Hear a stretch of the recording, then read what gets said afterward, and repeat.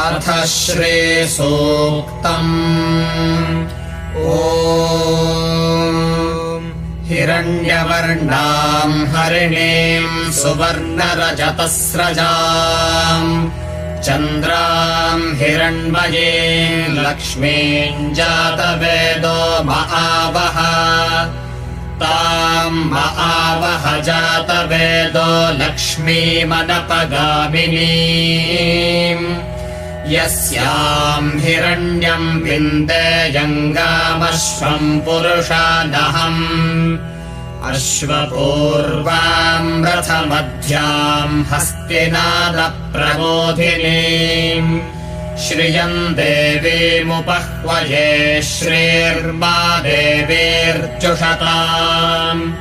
ताम् सोऽस्मिताम् हिरण्यप्राकारामार्द्राम् ज्वलन्तीम् तृप्ताम् तर्पयन्तीम् पद्मे स्थिताम् पद्मवर्णाम् तामिहोपह्वये श्रियम्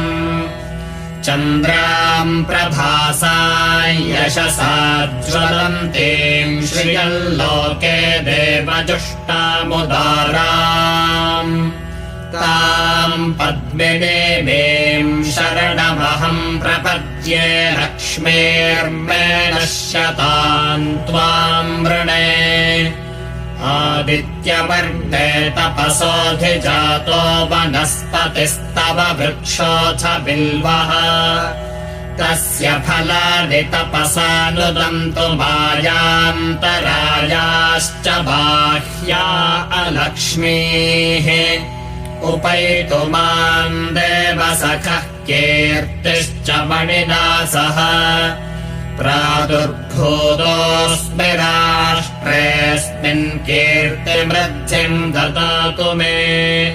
क्षुत्पिपासामलाम् ज्येष्ठामलक्ष्मीर्नाशयाम्यहम्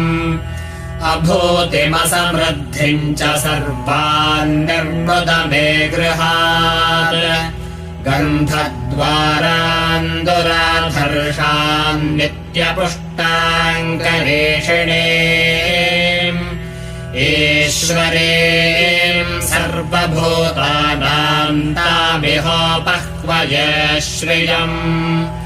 मनसः काममाकोतिम् वाचः सत्यमशीमहि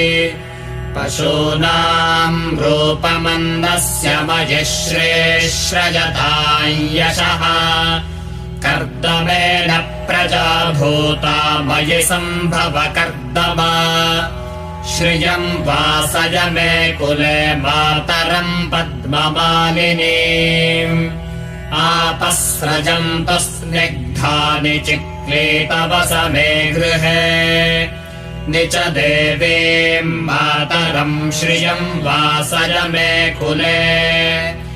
आर्द्राम् पुष्करिणीम् पुष्टिम् पिङ्गलाम् पद्ममालिनीम्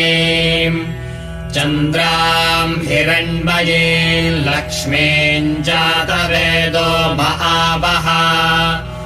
आर्द्रायः कर्णे यष्टिम् सुवर्णाम् हेममालिनीम् सूर्याम् हिरण्मयीम्